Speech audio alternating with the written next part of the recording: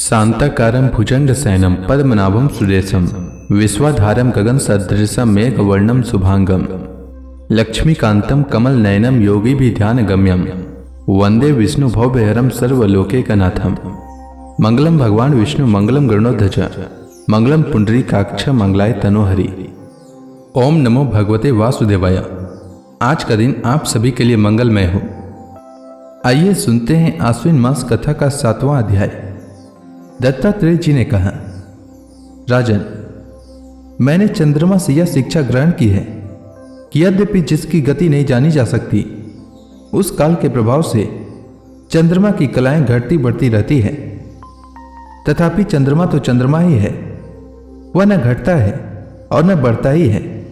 वैसे ही जन्म से लेकर मृत्यु पर्यंत जितनी भी अवस्थाएं हैं, सब शरीर की ही है, आत्मा से उनका कोई भी संबंध नहीं है। जैसे आग की लपट अथवा दीपक की लौ क्षण क्षण में उत्पन्न और नष्ट होती रहती है, उनका यह क्रम निरंतर चलता रहता है परंतु दिख नहीं पड़ता। वैसे ही जल प्रवाह के समान वेगवान काल के द्वारा क्षण क्षण में प्राणियों के शरीर की उत्पत्ति और विनाश होता रहता है, परंतु अज्ञानवश वह दिखाई नहीं पड़ता।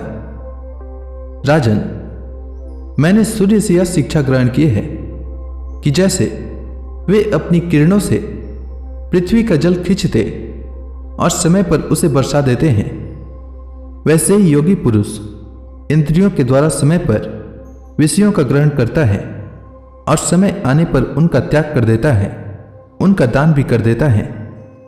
किसी भी समय उसे इंद्रिय के किसी भी विषय में आसक्ति नहीं होती। स्थूल बुद्धि पुरुषों को जल के विभिन्न पात्रों में प्रतिबिंबित हुआ सूर्य उन्हीं में प्रविष्ट सा होकर भिन्न भिन्न दिखाई पड़ता है, परंतु इससे स्वरूपतः सूर्य अनेक नहीं हो जाता। वैसे ही चल अचल उपाधियों के भेद से ऐसा जान पड़ता है कि प्रत्येक व्यक्ति में आत्मा अलग अलग है, परंतु जिनको ऐसा मालूम होता है उनकी बुद्धि मोटी है। असल बात तो यह है कि आत्मा सूर्य के समान एक ही है, स्वरूपतः उसमें कोई भेद नहीं है। राजन, कहीं किसी के साथ अत्यंत स्नेह अथवा आसक्ति न करनी चाहिए, अन्यथा उसकी बुद्धि अपना स्वातंत्र्य खोकर दीन हो जाएगी और उसे कबूतर की तरह अत्यंत क्लेश उठाना पड़ेगा। राजन, किसी जंगल में एक कबूतर रहता था। उसने एक पेड़ पर अपना घोंसला बना रखा था। अपनी मादा कबूतरी के साथ वह कई वर्षों तक उसी घोंसले में रहा। उस कबूतर के जोड़े के हृदय में निरंतर एक दूसरे के प्रति स्नेह की वृद्धि होती जाती थी। वे गृहस्थ धर्म में इतने आसक्त हो गए थे कि उन्होंने एक दूसरे की दृष्टि से दृष्टि, अंग से अंग और बुद्धि से बुद्धि को बांध रखा था। उनका एक दूसरे पर इतना विश्वास हो गया था कि वे निशंक होकर वहां की वृक्षावली में एक साथ सोते, बैठते, घूमते फिरते, ठहरते, बातचीत करते, खेलते और खाते पीते थे। राजन, कबूतरी पर कबूतर का इतना प्रेम था कि वह जो कुछ चाहती, कबूतर बड़े से बड़ा कष्ट उठाकर उसकी कामना पूर्ण करता। वह कबूतरी भी अपने कामुक पति की कामनाएं पूर्ण करती। समय आने पर कबूतरी को पहला गर्व रहा। उसने अपने पति के पास ही घोंसले में अंडे दिए। भगवान की अचिंत्य शक्ति से समय आने पर वे अंडे फूट गए और उसमें से हाथ पैर वाले बच्चे निकल आए। उनका एक एक अंग और रोएं अत्यंत कोमल थे। अब उन कबूतर कबूतरी की आंखें अपने बच्चों पर लग गई। वे बड़े प्रेम और आनंद से अपने बच्चों का लालन पालन, लाड़ प्यार करते और उनकी मीठी बोली, उनकी गुटरगू सुन सुनकर आनंद मग्न हो जाते। बच्चे तो सदा सर्वदा प्रसन्न रहते ही हैं। वे जब अपने सुकुमार पंखों से माँ बाप का स्पर्श करते, कुंजते, भोली भाली चेष्टाएं करते और फुदक फुदक कर अपने माँ बाप के पास दौड़ आते, तब कबूतर कबूतरी आनंद मग्न हो जाते। राजन, सच पूछो तो वे कबूतर कबूतरी भगवान की माया से मोहित हो रहे थे। उनका हृदय एक दूसरे के स्नेह बंधन से बंध रहा था। वे अपने नन्हे नन्हे बच्चों के पालन पोषण में इतने व्यग्र रहते कि उन्हें दिन दुनिया, लोक परलोक की याद ही नहीं आती। एक दिन दोनों नरमादा अपने बच्चों के लिए चारा लाने जंगल में गए हुए थे, क्योंकि अब उनका कुटुंब बहुत बढ़ गया था। वे चारे के लिए चिरकाल तक जंगल में चारों ओर विचरते रहे। इधर एक बहेलिया घूमता घूमता संयोगवश उनके घोंसले की ओर आ निकला।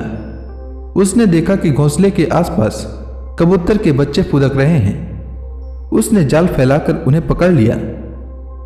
कबूतर कबूतरी बच्चों को खिलाने पिलाने के लिए हर समय उत्सुक रहा करते थे। अब वे चारा लेकर अपने घोंसले के पास आए। कबूतरी ने देखा कि उसके नन्हे नन्हे बच्चे उसके हृदय के टुकड़े जाल में फंसे हुए हैं और दुख से चें चें कर रहे हैं। उन्हें ऐसी स्थिति में देखकर कबूतरी के दुख की सीमा न रही। वह रोती चिल्लाती उनके पास दौड़ गई। भगवान की माया से उसका चित्त अत्यंत दिन दुखी हो रहा था।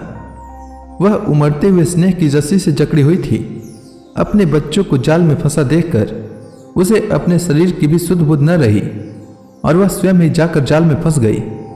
जब कबूतर ने देखा कि मेरे प्राणों से भी प्यारे बच्चे जाल में फंस गए हैं और मेरी प्राण प्रिया पत्नी भी उसी दशा में पहुंच गई है, तब वह अत्यंत दुखित होकर विलाप करने लगा। सचमुच उस समय उसकी दशा अत्यंत दयनीय थी। मैं अभागा हूं, दुर्मति हूं, हाय हाय, मेरा तो सत्यानाश हो गया। देखो देखो, न मुझे अभी तृप्ति हुई और न मेरी आशाएं ही पूरी हुई, तब तक मेरा धर्म, अर्थ और काम का मूल या गृहस्थाश्रम ही नष्ट हो गया। हाय, मेरी प्राण प्यारी मुझे ही अपना इष्ट देव समझती थी। मेरी एक एक बात मानती थी, मेरे इशारे पर नाचती थी, सब तरह से मेरे योग्य थी। आज वह मुझे सुने घर में छोड़कर हमारे सीधे साधे निश्चल बच्चों के साथ स्वर्ग सिधार गई। मेरे बच्चे मर गए, मेरी पत्नी जाती रही। मेरा अब संसार में क्या काम है? मुझ दिन का यह विधुर जीवन, बिना गृहिणी का जीवन जलन का व्यर्थ का जीवन है। अब मैं इस सुने घर में किसके लिए जीऊं? राजन, कबूतर के बच्चे जाल में फंसकर तड़फड़ा रहे थे। स्पष्ट दिख रहा था कि वे मौत के पंजे में हैं, परंतु वह मूर्ख कबूतर यह सब देखते हुए भी इतना दिन हो रहा था कि स्वयं जानबूझकर जाल में कूद पड़ा। राजन, वह बहेलिया बड़ा क्रूर था। गृहस्थाश्रमी कबूतर कबूतरी और उनके बच्चों के मिल जाने से उसे बड़ी प्रसन्नता हुई। उसने समझा मेरा काम बन गया और वह उन्हें लेकर चलता बना। जो कुटुंबी हैं, विषयों और लोगों की संग साथ में ही जिसे सुख मिलता है एवं अपने कुटुंब के भरण पोषण में ही जो सारी सुध बुध खो बैठता है, उसे कभी शांति नहीं मिल सकती। वह उसी कबूतर के समान अपने कुटुंब के साथ कष्ट पाता है। यह मनुष्य शरीर मुक्ति का खुला द्वार है। इसे पाकर भी जो कबूतर की तरह अपनी घर गृहस्थी में ही फंसा हुआ है, वह बहुत ऊंचे चढ़कर गिर रहा है। शास्त्र की भाषा में वह आरूढ़ च्युत है। तो इसी के साथ यह अध्याय समाप्त हुआ।